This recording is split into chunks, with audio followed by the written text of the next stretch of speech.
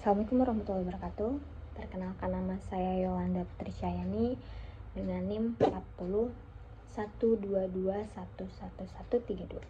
Nah, di sini kita akan membahas tentang apakah di Bangka Belitung ini bisa membentuk MPA. Apa tuh MPA? Atau Marine Protect Area. Apakah bisa ya MPA ini ada di Bangka Belitung atau bisa dibentuk di Bangka Belitung? Kita akan membahas itu. Sebelumnya, nanti saya akan kasih tahu apa sih MPA itu. Terus juga kayak bisa nggak ya di Bangka Belitung itu ada pembentukan MPA? Oke, check it out. Jadi, pembentukan Marine Protect Area atau MPA di Bangka Belitung ini sangat memungkinkan karena mengingat adanya dukungan hukum yang kuat dan kebijakan yang mendukung konservasi laut. Nah, saat ini terdapat 5 kawasan konservasi yang telah ditetapkan. Mencakup luasnya itu ada 627.619 hektar. Nah, pengelolaan yang baik dan kelembagaan yang tepat diperlukan untuk memastikan efektivitas MPA dalam melindungi ekosistem laut dan mendukung ekonomi lokal. Dengan adanya kerjasama antara pemerintah daerah dan program seperti USAID Konservasi Laut Efektif, pengembangan MPA dapat dilakukan secara berkelanjutan. Jadi di sini tuh kan pertanyaannya, apakah di Bangka Belitung ini memungkinkan untuk pembentukan MPA dengan hukum nasional yang ada di tahun sekarang? Sangat memungkinkan. Tadi yang saya sudah jabarkan. Kenapa sangat memungkinkan? Karena mengingat adanya hukum kuat dan kebijakan yang mendukung konservasi laut. Nah, saya di sini akan ngasih tahu apa sih MPA atau Marine Protect Area. MPA atau Marine Protect Area adalah wilayah laut yang dilindungi untuk tujuan konservasi, di mana aktivitas manusia dibatasi untuk melindungi sumber daya alam dan budaya. Nah, MPA ini dapat berupa taman laut, zona konservasi, atau kawasan perlindungan yang mengatur penggunaan sumber daya laut seperti larangan penangkapan ikan atau pembatasan akses. Apa sih tujuan utamanya MPA itu? Nah, tujuan utama MPA adalah untuk melindungi keanekaragaman hayati, memulihkan ekosistem, dan mendukung keberlanjutan sumber daya laut. Nah, secara global ini lebih dari 16.615 MPA telah ditetapkan dan mencakup sekitar 7,2% dari lautan dunia.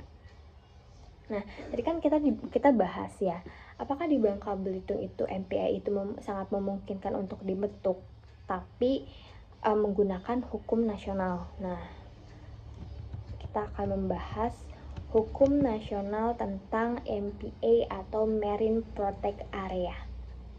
Nah, hukum nasional tentang Marine Protect Area ini di Indonesia diatur dalam beberapa peraturan perundang-undangan, termasuk pertama itu adalah Undang-Undang Nomor 31 Tahun 2004 dan Undang-Undang Nomor 45 Tahun 2009, yaitu yang mengatur pengelolaan sumber daya perikanan termasuk penetapan kawasan konservasi. Dan yang kedua itu ada Undang-Undang Nomor 27 Tahun 2007 yang mengatur pengelolaan wilayah pesisir dan pulau kecil yang mencakup pembentukan MPA.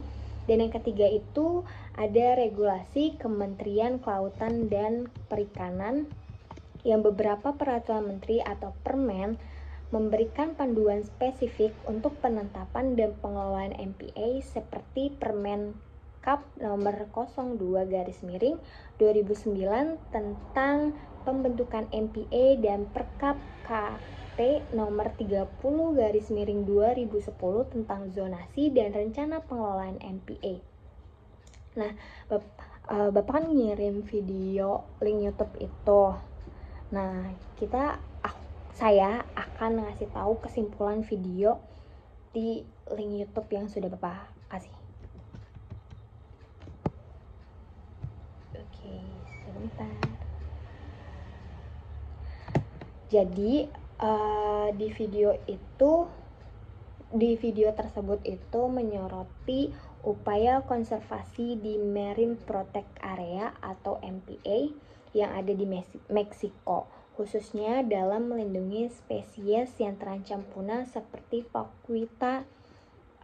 Nah, tim Sea Shepherd bekerja sama dengan pemerintah untuk menegakkan larangan penangkapan ikan ilegal yang merusak ekosistem laut. Nah, meskipun ada tantangan dari para penangkap ikan ilegal, keberadaan MPA ini menunjukkan potensi pemulihan ekosistem dan manfaat ekonomi melalui pariwisata. Contohnya itu ada Cabo Pulmo. Nah, ini dia tuh menunjukkan bahwa pengelolaan yang baik dapat meningkatkan populasi ikan dan mendukung komunitas lokal secara berkelanjutan. Jadi tadi saya udah jabarkan ya, apa sih MPA itu, dan bisa nggak ya kalau misalnya di Bangka Belitung itu adanya pembentukan MPA sesuai dengan hukum nasional yang sudah ada. Di Bangka Belitung ini sangat memungkinkan untuk adanya MPA atau Marine Protect Area karena ada dukungan hukum yang kuat dan kebijakan yang mendukung konservasi laut. Adanya dukungan hukum yang kuat itu tadi saya sudah jelaskan, hukum nasional yang bisa untuk membuat MPA. Hukum nasional tentang MPA maksudnya itu ada beberapa yang tadi saya sebut yang diatur di Indonesia, beberapa peraturan perundang-undangannya.